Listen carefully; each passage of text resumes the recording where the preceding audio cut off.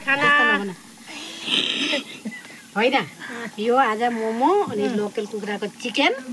कस्तो टेस्टी नि दिदी टेस्टी वाउ यो वान भएको छ हौ यो वान र मोमोसित मान्छेले खान्न त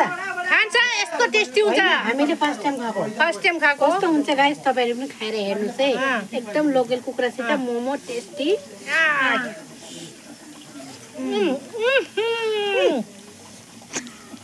टेस्टी आहा यस्तो ग्रेभी मिलाएर त खानामा कति मिठो नि कति मिठो गाइसहरूले खानु भएको छैन भने खानुहोस् तपाईँहरूले पनि टेस्ट गर्नुहोस् हाम्रो नेपाली मान्छेले खानु नजानेको हो न सिकाइदिनुहोस् मोमोसँग त कस्तो खानु पर्दो रहेछ बहुत टेस्टी हो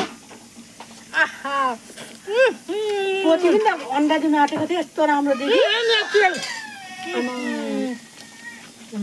साह्रै तेल भएको लोकल पोथी त हो अन्डा दिएर चुम गर्नु आँटेको थियो ए कुखुरा हो हुनु त हजुरले खानुपर्छ मेरो दिदी मेरो दाजु मेरो परिवार सबैजना भएर खाँदैछ बनाएर खाएको हाम्रो आज दाजुको फरमाइस थियो कि मतलब बिमारी छ त्यसले कहाँ खाम आइज न त यही खाने सबैजना भनेर दिदी बहिनी दाजु मिलेर